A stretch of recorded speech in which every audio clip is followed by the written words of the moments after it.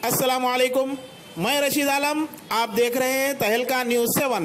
नाजरीन, मुत्तहदा ज़िले आदिलाबाद के सदर कांग्रेस एलएटी महेश्वर रेड्डी ने आज निर्मल के एक मौजे में कांग्रेस पार्टी में शमूलियत के लिए मुनक्किदा प्रोग्राम में शिरकत की और जलसे आम से खिताब करते हुए टीआरएस पार्टी और चीफ मिनिस्टर के चंद्रशेखर राव और वजीर मुकामी इंदिरा किरण रेड्डी पर जमकर तनकीद की और कहा कि मौजूदा टीआरएस हुकूमत और इसके कारिंदे अवाम का वोट हासिल करके अपनी रोटी सेकने में मसरूफ हैं और हर स्कीम में अपनी ही जेब भर रहे हैं। अवाम के लिए कोई तरक्याती काम अंजाम देने से कासिर हैं।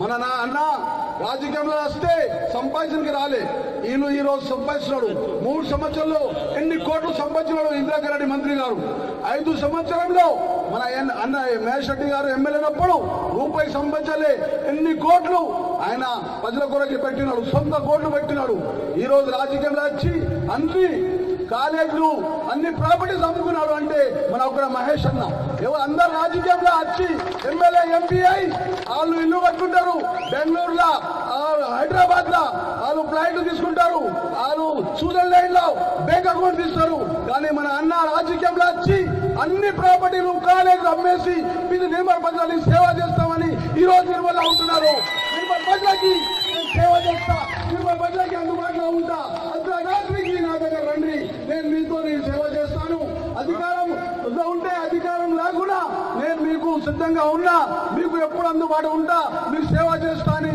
అన్న ఇవాళ ఏమున్నాయి అందుకొరకే ఈ రోజు మీరంతా బస్సుపల్లి పెద్దలు ఆలోచన యువకులు ఆడలు ఏకల రాబోయే ఎన్నికలలో మన అన్నని పెద్ద మెజార్టీగా నిర్మల్ ఎమ్మెల్యేగా చూస్తాం గెలిపించి మన నిర్మల్ ని మంచిగా చేసుకుందామని నిర్మల్గా చేద్దామని ఉన్నాయి మన అన్న నిర్మల్ ని డెవలప్ చేసుకోవాలంటే నిర్మల్ బాధపడాలంటే మనం బాధపడాలా పేదలు బాధపడాలంటే మన రాబోయే ఎన్నికలలో మన అన్నని గెలిపిద్దామని నేను కోరుతున్నాను ఈ అవకాశం పెద్దలని ధన్యవాదాలు తెలుపుతూ ముగిస్తున్నాను ఇప్పుడు డీసీఎంఎస్ మాజీ అధ్యక్షులు ఐరా నారాయణ రెడ్డి గారు మాట్లాడాలని చెప్పేసి కోరుతున్నాను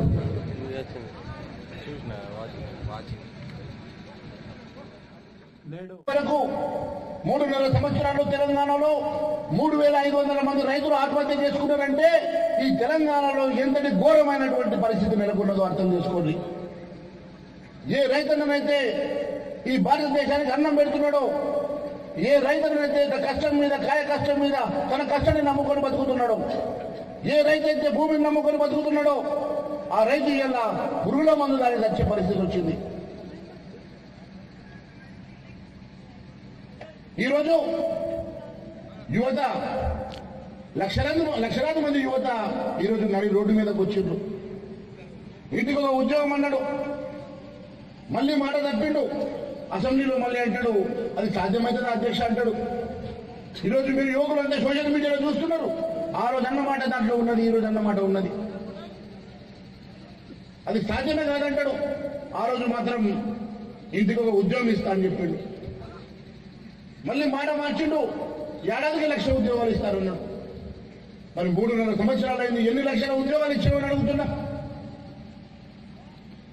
ఉమ్మడి రాష్ట్రంలో పోయిన 3.5 సంవత్సరాల్లో మనం 1,00,000 ఉద్యోగాలు ఇచ్చిన ఘనత కాంగ్రెస్ పార్టీకి కావాలని అడుగుతున్నా.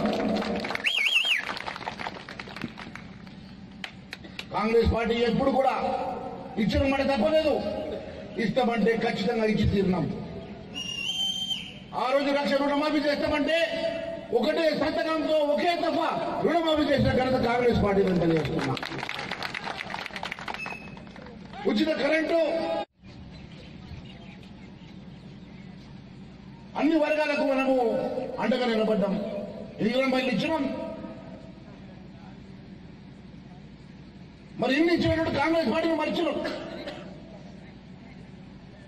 ఆయన వచ్చి కాంగ్రెస్ ఇచ్చిన ఇల్లు ఏడాదంటది, కాళ్ళు దాకా దాకిట్లకు పోతుంది, అల్లుడు వస్తే ఏడబడ్డాడు అన్నాడు. తల్లులు నమ్మిర్రు. ఓట్లు వేసినాక అన్ని మరిచి అందరి పొద్దున హైదరాబాద్ లో తానే ఇల్లు కట్టుకున్నాడు. 50 కోట్లు ఖర్చు పెట్టి అబ్బంతా కూడా కమిషన్ కాగజే ఖర్చు పెడుతున్నాడు, కమిషన్ భగీరథ ఖర్చు పెడుతున్నాడు. ఎందుకంటే 1,00,000 కోట్ల రూపాయలు కమిషన్ భగీరథలో ఖర్చు పెడితే ఆయన ఇంటికి 10% కమిషన్ వస్తుంది. ఆయన ఇంటికి 10% కమిషన్ అంటే 1,00,000 కోట్లకు 10,000 కోట్లు ఇంటికి వస్తాయి. 10,000 కోట్లు రేపు స్విస్ బ్యాంకుకు పోతాయి. నీ కొడుకు బిడ్డ తరతరాలు కావిలి కాళేశ్వరం బతుకుతారు. ఇక్కడ పేద ప్రజల పుట్టగొట్టి పేద ప్రజల బతుకుల్లో మన్ను తల్లి ఈరోజు 1,000 కోట్లు సంపాదిస్తున్నాడు కేసీఆర్. నేను ఒకటి అడుగుతున్నా, ఈరోజు ప్రతి పని కమిషనే. కమిషన్ భగీరథ అంటే కమిషన్. మనం ఎప్పుడు నీళ్ళే తాగలేదట. మనం ఏంటంటే నీళ్లు తాగనట్టు నీళ్లు తెచ్చిస్తాడట. ఎక్కడన్నా ఆదిలాబాద్ లో మనకు పెనుగంగా ఉన్నది, కాగజ్ నగర్ లో ప్రాణహిత ఉన్నది, ఖానాపూర్ లో కడెం ప్రాజెక్ట్ ఉన్నది, మన దగ్గర గోదావరి ఉన్నది. ఇక్కడికి వెళ్ళి ఉంటే ఆదిలాబాద్కి పైపులు వేసుకున్నాడు, నీళ్ళు తీసుకుపోతాడు. ఎక్కడన్నా మీదికెళ్ళి నీళ్ళు కిందికి దాడితే కానీ కిందికెళ్ళి ఎట్లెక్కుతాయి. ఎందుకంటే ఎన్నిక పైపులు వేస్తే అన్ని పైసలు, ఎన్ని పైసలు అంటే అంత కమిషన్. ఆయన కమిషన్ కోసం, ఆయన డబ్బుల కోసం, ఆయన బతుకు కోసం తెలంగాణ బతుకుల్ని అన్యాయం చేస్తా ఉన్నాడు. తెలంగాణ బతుకుల్ని బుగ్గిపాలు చేస్తా ఉన్నాడు. ఒక్కసారి మీరు ఆలోచన చేయండి. కరెంట్ ఇస్తా అని చెప్పిన ముఖ్యమంత్రి గారు దాంట్లో కూడా మసలమే ఉన్నది. ఛత్తీస్గఢ్ నుంచి కరెంట్ తెస్తున్నాడు. ఈరోజు మార్కెట్లో 3 రూపాయలకు యూనిట్ కరెంటు దొరుకుతున్నది. 3 రూపాయలకు దొరికే కరెంటుని 400 రూపాయలకు కొంటున్నాడు. నెలకు 1000 కోట్ల రూపాయల కరెంటు 1,500 కోట్ల రూపాయలు కడుతా ఉన్నాడు. 1,500 కోట్ల రూపాయలు కడుతుందంటే 500 ఎక్కువ, 500 కోట్లు నెలకు ఎక్కువ కడుతున్నాడు. ఎందుకంటే దానికి 300 కోట్లు వాపస్ ఇంటికి వస్తాయి. మనకు కరెంట్ ఇస్తా అంటున్నాడు, దాంట్లో కూడా మాత్రమే నెలకు 300 కోట్లు ఇంటికి వస్తున్నాయి. ఆయన దొరగారు మసలం లేని పని చేయడా, కమిషన్ లేని పని చేయడు. తెలంగాణ బతుకుల్లో ఈరోజు ఉద్యోగాలు లేక నిరుద్యోగులు ఏకరువు పెడతా ఉంటే 3.5 సంవత్సరాల్లో ఒక్క ఉద్యోగం ఇయ్యని మనిషి ఈరోజు కొత్తగా నోటిఫికేషన్ గురించి మాట్లాడతాడు. ఈరోజు నోటిఫికేషన్ ఇస్తే ఎన్నికల వరకు ఉద్యోగ ప్రక్రియ నడుస్తుంది, జీతాలు ఇచ్చే అవసరం లేకుండా. కేవలం ప్రజలను మభ్య పెట్టాలా. మాట్లాడితే ఒక సమస్య వచ్చిందంటే కొత్త సమస్యను తెలియపెడతాడు. రైతుల నుంచి భయభ్రాంతులు ఎదుర్కొంటున్నావు. ఏ ఒక్కరికన్నా భూమికి పైసలు ఇప్పించినావా? కానీ గుత్తదారుకు మాత్రం 400 కోట్ల రూపాయల బిల్లు ఇప్పించిండు. అది నా దగ్గర ఆధారాలు ఉన్నాయి, లేకుంటే రుజువు చేస్తానని చెప్పి తెలియజేస్తా ఉన్నా. 400 కోట్లు ఎందుకు ఇప్పించిందంటే 400 కోట్ల రూపాయలకు కమిషన్ వస్తుంది. 400 కోట్ల రూపాయలు 10% కమిషన్ అంటే 40 కోట్లు ఇంట్లోకి వచ్చినాయి. నీ 40 కోట్ల కోసం గుత్తదారికి నువ్వు బిల్లు ఇప్పిస్తావు, రైతులకు ఇప్పేందుకు చేతులు రావు. ఎందుకంటే రైతులు పాపం నీకు లంచాలు ఇవ్వరు, రైతులు నీకు డబ్బులు ఇవ్వలేరు, రైతులు నీకు కమిషన్ ఇవ్వరు. కాబట్టి రైతులకు డబ్బులు ఇప్పిస్తలేవు, గుత్తదారులకు మాత్రం 100 కోట్ల రూపాయలు నువ్వు ఈరోజు బిల్లులు ఇప్పిస్తున్నావు. మీ తమ్ముడు చెరట కూరట 300 కోట్ల వరకు కోసం ఈరోజు 300 కోట్ల వరకు ఇప్పిస్తే దొంగగా సర్టిఫికెట్లు పెట్టుకున్నాడు. ఆ దొంగ సర్టిఫికెట్లు నా దగ్గర రుజువులు ఆధారాలు ఉన్నాయి. నీకు దమ్ము ధైర్యం ఉంటే చర్చకు రా, నేను సిద్ధం తెలియజేస్తా ఉన్నా. మీ తమ్ముడు 300 కోట్ల వరకులో 100 కోట్ల రూపాయలు సంపాదిస్తాడు. ఇక్కడ నేను బామతి 700 కోట్ల రూపాయలు 300 కోట్లు సంపాదిస్తాడు. మీ 100 కోట్ల రూపాయల సంపాదన కోసం ఇక్కడ ఉన్నటువంటి రైతుల నీళ్ళ కళ్ళ మన్ను కొడుతున్నాడు. కేవలం నీ కోసం, నీ బంధువుల కోసం, నీ చుట్టాల కోసం, నీ బ్రోకర్ల కోసం, నీ చంకల కోసం మాత్రమే నువ్వు ఈరోజు పనిచేస్తున్నావు తప్ప ఈ అట్టడుగు వర్గాల కోసం, పడుగు బలైన వర్గాల కోసం, నిర్మాణ చేసుకున్న ప్రజల కోసం ఏం పని చేస్తామని అడుగుతున్నాను. ప్రజల కోసం పనిచేసేవాడు ప్రజానాయకుడు, ప్రజల కోసం పనిచేసేవాడు ప్రజాప్రతినిధి. కాంట్రాక్టర్ల కోసం పనిచేసేవాడిని ఏమంటారు? బ్రోకర్ అంటారు. ఇది బ్రోకర్ పనిచేస్తాడని అడుగుతున్నా. కేవలం కాంట్రాక్టర్ల కోసం, నీ చుట్టాల కోసం, నీ వర్గం కోసం మాత్రమే పనిచేస్తున్నావు తప్ప ఇప్పటి వరకు నిర్మల్ నియోజకవర్గంలో ఏ ఒక్క గ్రామంలో ఏ ఒక్క యువకుడికైనా ఉద్యోగం ఇప్పించినవా? 30 సంవత్సరాలుగా ప్రజలు ఎన్నుకుంటున్నారు. 30 సంవత్సరాలుగా నువ్వు ఎమ్మెల్యేగా, ఎంపీగా, జిల్లా పరిషత్ చైర్మన్ గా, మంత్రిగా ఇన్ని సంవత్సరాలు నీకు ఓట్లేసి గెలిపిస్తే ఈ 30 సంవత్సరాల్లో ఎంతమందికి ఉద్యోగం ఇప్పించినావు, ఎంతమంది కన్నులు దూర్చినావు, ఎంతమందికి నువ్వు అభివృద్ధి కార్యక్రమాలను ముందుకు నడిపినావు? ఏ ఒక్క గ్రామంలో ఉద్యోగం ఇప్పించినవా, ఉపాధి కల్పించినవా, ఏ ఒక్కరికన్నా న్యాయం చేసినావా అని అడుగుతున్నా. ఈ రోజు వరకు కూడా తెలంగాణ రాష్ట్రంలో ఇంతటి ఘోరమైనటువంటి అవినీతి బయట ఉన్నారంటే ఇంతకన్నా తప్పించుకోలేదని చెప్పి తెలియజేస్తున్నా. ఇప్పటి వరకు ఈయన గురించి చెప్పాలంటే ఈ సమయం చాలదు. ఇప్పటికే 9:30, 10 వస్తున్నది. ఆయన గురించి మాట్లాడే కన్నా సమయం వచ్చినప్పుడు ఏ రకంగా బుద్ధి చెప్పాలనో బుద్ధి చెప్పాల్సిందిగా మీ అందరికీ సభాముఖంగా తెలియజేస్తా ఉన్నాను. పార్టీలు మార్చడం బట్టలు మార్చినంత సులభమైనది. పార్టీలు మార్చడం బట్టలు మార్చినంత సులభమైనది. ఆయన మారటందుకు పార్టీలు మిగిలలే.